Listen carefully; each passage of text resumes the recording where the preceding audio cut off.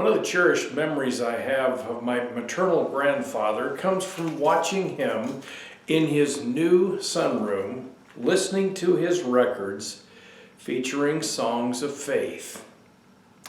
When they purchased a failed claim, their family of 5 lived in what is now a pump house. It measured 8 feet by 12 feet. Later, he dragged 2 barns across the frozen prairie to form the main living area of their new home.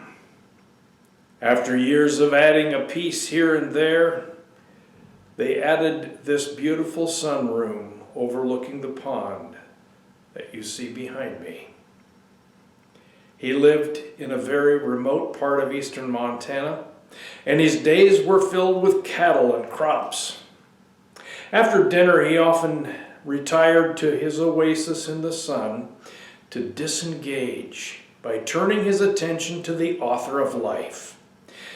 Grandpa rarely suffered the crop failures others did, but even so, his attention was turned to the goodness of God rather than the perils of living.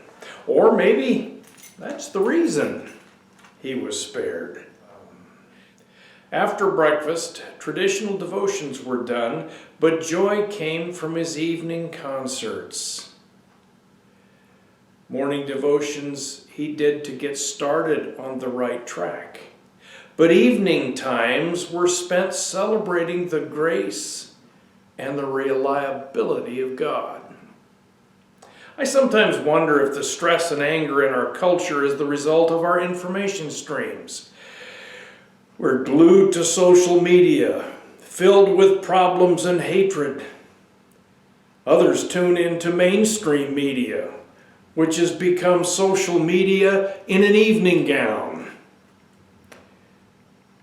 Occasional optimism is doled out, but is dependent upon humanity with all of its frailties and ignorance. Is it any wonder that we experience such tension as a result?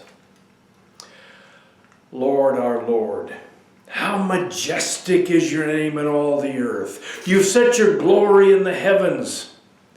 Through the praise of children and infants, you have established a stronghold against your enemies to silence the foe and the avenger.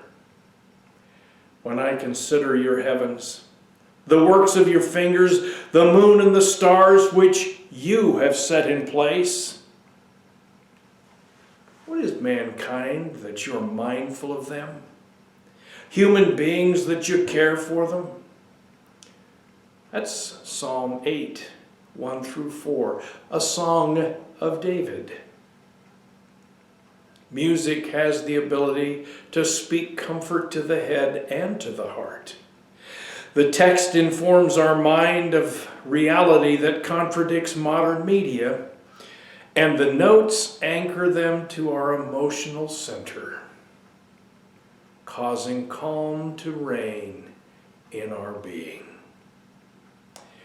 May you find that kind of peace today as you live your life in the shadow of the Almighty.